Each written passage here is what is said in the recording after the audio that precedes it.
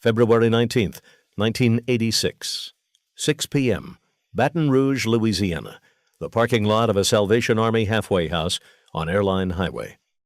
A heavy-set man pulled up in a white Cadillac, parked, and reached for his briefcase. He didn't see the brown Buick that had been tailing him for days. He didn't see the two Colombian gunmen step out of the shadows with a MAC-10 submachine gun.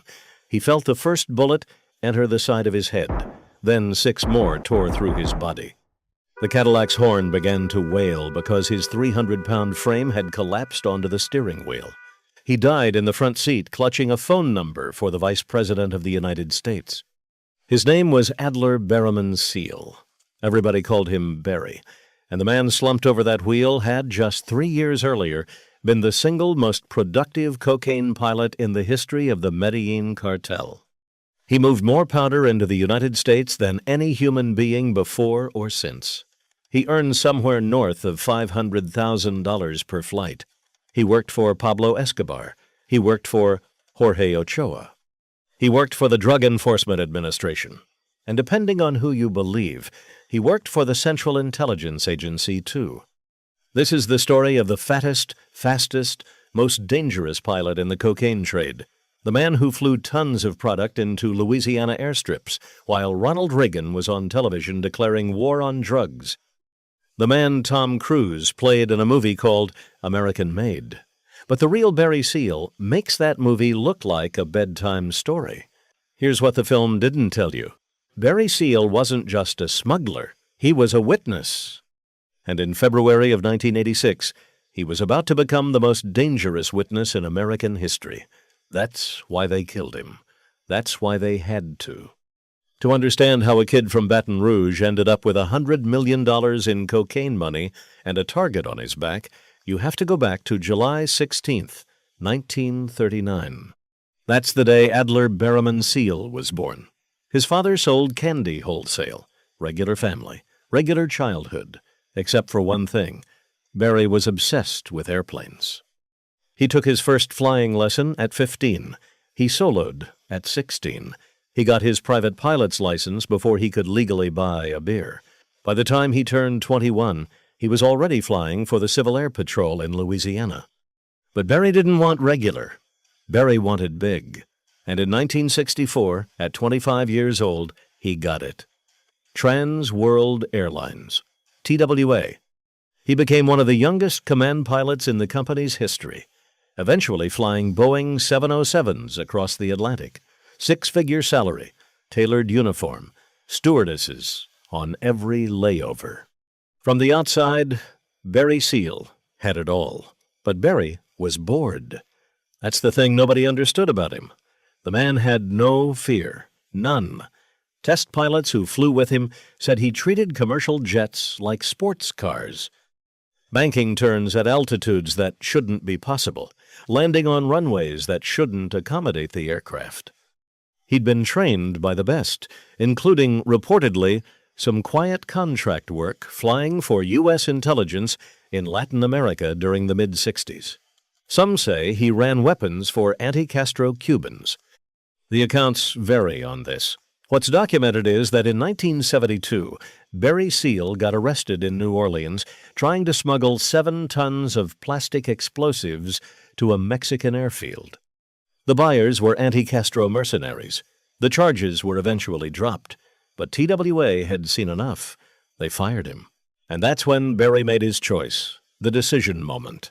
He could have gone back to crop dusting. He could have flown freight for some regional carrier. Instead, he looked at his contacts in the Latin American underworld and he saw something else. Demand. Cocaine was about to explode in America. Disco was peaking. Wall Street was rising. Hollywood was hooked. And nobody had figured out how to move serious weight from Colombia to the United States without getting caught. Nobody except a pilot who could land a fully loaded plane in the dark on a dirt strip in a Louisiana swamp with the lights off. By 1976, Barry was flying weed for a small Colombian crew. By 1979, he was moving pills for Mexican suppliers.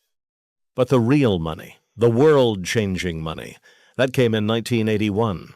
That's the year Barry Seal met the Ochoa brothers. You have to understand who these people were. The Medellin cartel wasn't a gang. It was a corporation. Jorge Luis Ochoa, the eldest brother, ran logistics.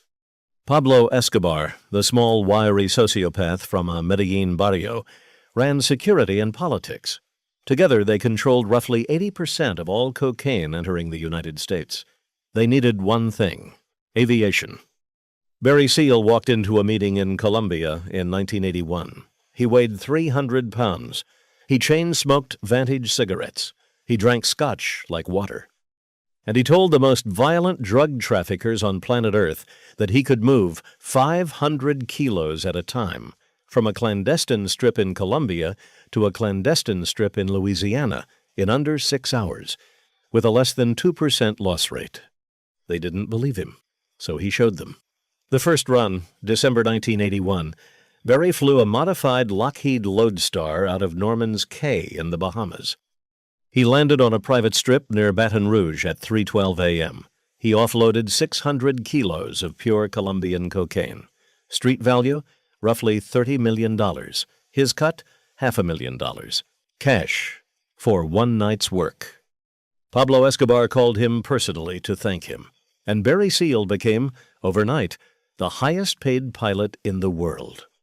Here's how the scheme actually worked. This is the part the movie glossed over. The Medellin cartel had 3 problems. First, they had product, tons of it, refined in jungle labs in southern Colombia. Second, they had buyers, American distributors hungry for inventory. Third, they had no reliable way to bridge the gap. Boats were slow and obvious. Mules carried small loads. Light aircraft got intercepted constantly. Barry's innovation was scale. He didn't fly Cessnas. He flew bombers and military cargo planes.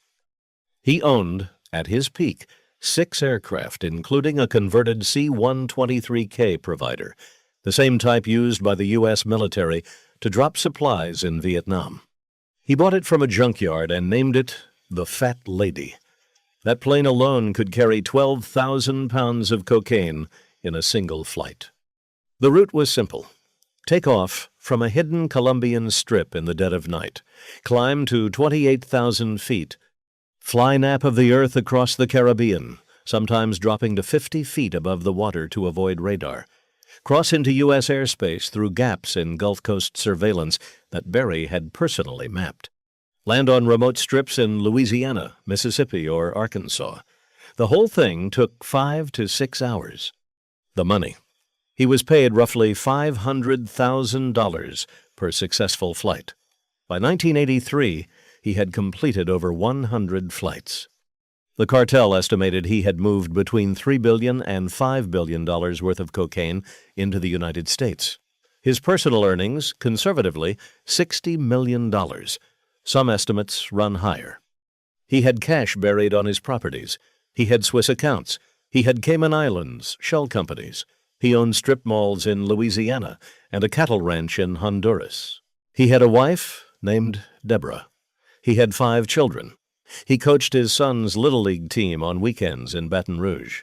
He attended Catholic Mass irregularly. He cheated on his wife constantly. He flew his mistresses to the Bahamas in his private Learjet. He carried a briefcase containing 2 pistols, 3 passports, and roughly $200,000 in cash at all times. He weighed 310 pounds and was working on his 4th heart attack risk factor. And the Drug Enforcement Administration had no idea who he was. Not yet. But here's where it gets interesting. The trap was already closing, and Barry didn't see it. In 1983, the DEA was running an operation out of Florida, targeting the Medellin cartel. They had wiretaps. They had informants. They had, most critically, a small smuggling crew in Fort Lauderdale that mentioned Barry Seal by name. The DEA didn't know exactly who he was, but they knew the call sign, they knew the planes, and they were watching. On March 29, 1983, federal agents raided a property in Fort Lauderdale. Inside, they found cocaine, ledgers, and references to a Louisiana pilot they called the Fat Man. Within 90 days, A federal grand jury in Florida indicted Barry Seal for conspiracy to import cocaine. He was arrested. He posted bail. He was facing 10 years to life. Now here's what most people don't know. Barry Seal didn't panic. He didn't run. He didn't lawyer up and prepare a defense. Instead, he flew to Washington, D.C. He walked into the offices of Vice President George H.W. Bush's task force on drug interdiction, and he made an offer that would change history. He told them he could deliver Pablo Escobar, personally, on video, in a sting operation, if they made his charges go away. The Vice President's task force kicked it down to the DEA.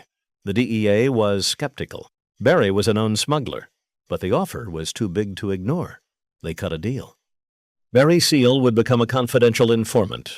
He would continue working for the Medellin cartel. He would record everything. He would set up the biggest cocaine sting in American history. In exchange, his federal charges would be reduced, and he would be paid as a federal asset. In May of 1984, Barry was sent to Nicaragua. The cartel had moved part of its operation there because of a heat in Colombia, working with elements of the Sandinista government. Or so the cartel believed. Barry flew his C-123K, the Fat Lady, into a military airstrip at Los Braziles outside Managua. On June 25, 1984, the CIA installed hidden cameras in the plane's cargo hold and tail section. The cameras were the size of cigarette packs. They were nearly invisible. They recorded everything. As Sandinista soldiers loaded 1,400 kilos of cocaine into the Fat Lady, the cameras captured the entire transaction. Pablo Escobar himself appeared in some of the footage, supervising. Federico Vaughn, alleged to be a Nicaraguan government official, was photographed loading the bricks. The photographs were extraordinary. They were also explosive politically. The Reagan administration was at that exact moment trying to convince Congress to fund the Contras, the anti-Sandinista guerrillas. Here was photographic evidence that Sandinistas were trafficking cocaine into the United States. The pictures were leaked to the Washington Times within weeks. They appeared on the front page. The cartel, watching American television in their compounds in Medellin, saw the photographs and realized immediately what had happened. Barry Seal had betrayed them, and from that moment, Barry Seal was a dead man walking. But that's not the crazy part. The crazy part is what happened next, because Barry Seal didn't stop. He kept working as a federal informant. He testified before grand juries. He helped the DEA build cases against the Ochoa brothers, against Jorge Ochoa specifically, against half a dozen lieutenants in the Medellin organization. He was, by late 1984, the most valuable witness in the history of the war on drugs. He also kept operating out of Mena, Arkansas, a small mountain airport in the western part of the state. This is where the story enters territory that historians still argue about. According to multiple sources, including investigative journalists and a federal IRS investigator named William Duncan, Barry Seal used Mena Intermountain Regional Airport as a base for both DEA-sanctioned operations and, allegedly, off-the-books work involving weapons shipments to Central America. The Iran-Contra affair was unfolding. Oliver North's network was moving guns south and bringing cocaine north. Barry's planes were reportedly part of that pipeline. The CIA has consistently denied direct involvement. The accounts vary on this. What's documented is that hundreds of millions of dollars in suspicious financial transactions moved through small banks in western Arkansas during this period, and that federal investigations into Mena were repeatedly shut down at higher levels. In December 1984, Barry was indicted in Louisiana on separate money laundering charges. His federal protection in Florida didn't extend to state and federal cases elsewhere. He was tried in Baton Rouge. He was convicted. And the judge, a federal judge named Frank Polozola, did something that sealed Barry's fate. The judge refused to allow Barry into the Federal Witness Protection Program. He said Barry had earned millions from his crimes and didn't deserve a new identity. Instead, the judge sentenced him to 6 months of community service. The location of that community service: a Salvation Army halfway house on Airline Highway in Baton Rouge. Berry was ordered to report there every evening at 6 p.m. Same time, same place. No security, no bodyguards, no protective custody. Berry's lawyers begged. They pleaded. They explained that the Medellin cartel had put a contract on his life. The judge refused to budge. Berry was a public spectacle. He had to face the consequences. The cartel was watching. Of course they were watching. They had been watching since 1984. Here's how the assassination came together. This is the part that reads like a thriller. After the leaked photographs from the Nicaragua sting, the Ochoa brothers met in Medellin in late 1985. They put a bounty on Berry Seal's head, $1 million for confirmed kill. The contract was given to a top cartel enforcer named Miguel Velez. Velez recruited two Colombian hitmen named Luis Quintero and Bernardo Vasquez. They flew to Miami. They acquired weapons. They drove to Baton Rouge in October 1985. They studied Berry's movements for 4 months. They knew his schedule better than his wife did. They knew he arrived at the Salvation Army at 6 p.m. They knew he parked in the same spot every time. They knew he was unarmed, unguarded, and predictable. On February 19, 1986, they were ready. At 5:45 p.m., the brown Buick pulled into the Salvation Army parking lot at 2800 Airline Highway. At 5:58, Berry's white Cadillac turned off the highway. He parked. He grabbed his briefcase. He reached for the door handle. Quintero stepped out of the Buick first. He walked directly to the driver's side window. He raised the MAC-10.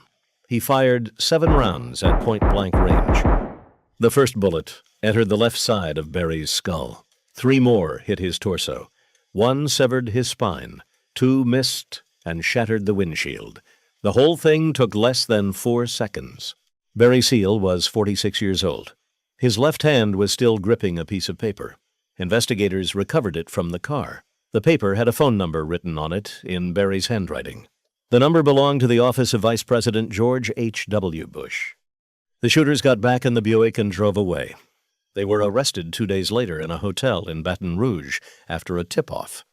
They were tried in 1987, convicted of first-degree murder, and sentenced to life without parole in Louisiana State Prison. They never named the man who hired them. They didn't have to. Everyone knew. Pablo Escobar had ordered the hit personally. But here's what the FBI didn't see coming. The aftermath of Berry's murder triggered a cascade of investigations that would dog American intelligence for the next decade. Within weeks of the assassination, congressional staffers began asking questions about Mena, Arkansas, about the C-123K cargo plane Berry had used in Nicaragua, about what really happened on those Iran-Contra flights. In October 1986, 8 months after Berry's death, a Sandinista anti-aircraft battery shot down a cargo plane over southern Nicaragua. The plane was full of weapons.